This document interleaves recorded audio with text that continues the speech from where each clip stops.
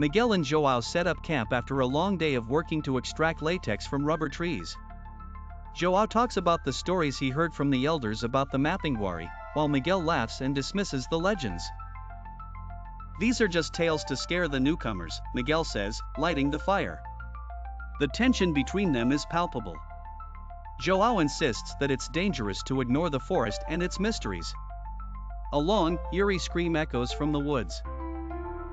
They exchange glances, but Miguel tries to stay calm. "Probably a wild animal," he says. During the night, the silence of the forest is broken by strange noises, like heavy footsteps and deep breaths. Joao, restless, wakes up and watches shadows moving between the trees. The shadows seem larger and more distant than any animal they know. The campfire nearly goes out. Joao tries to wake Miguel, but he ignores him, saying he's imagining things. Transition to dawn, when a heavy rain begins to fall, soaking the camp and creating an oppressive atmosphere. The next morning, despite the discomfort of the previous night, they head into the heart of the forest, searching for denser rubber trees. Upon reaching an isolated area, they find a massive tree with deep claw marks, as if a huge animal had ripped the trunk. Joao hesitates, saying this could be a warning. Impatient, Miguel starts extracting latex from the tree, scoffing at Joao's fears. The air around them seems to change, becoming dense and heavy. Sounds of breaking branches and the strong smell of rotting flesh fill the environment. Something is watching them. As they work, they begin to feel they are being followed. With every step, the sound of something much larger and heavier accompanies them. Suspense grows as they see gigantic, deep footprints with toes pointing backward. Suddenly, a terrifying roar reverberates through the forest. For the first time, Miguel shows fear and urges Joao to leave immediately. Shadows of a gigantic, hairy creature lurk between the trees. Miguel and Joao start running desperately through the forest, but it seems they are going in circles. Each time they look back, they see only shadows and an overwhelming presence that seems closer.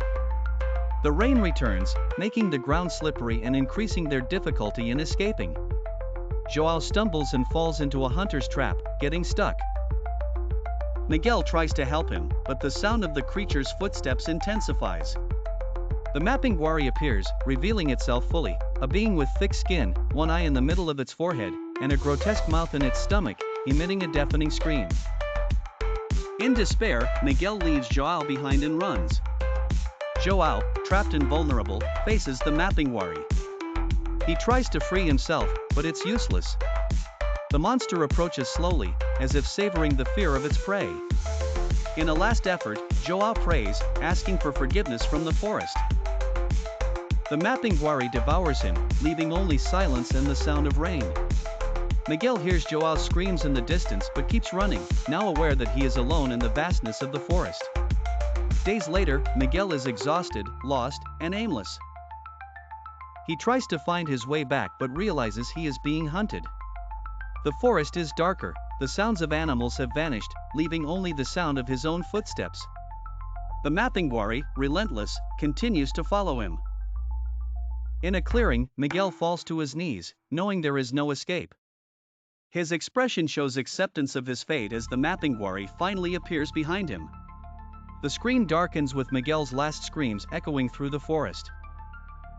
The forest returns to its silent and mysterious state. The claw-marked rubber tree reappears, as if waiting for the next victim.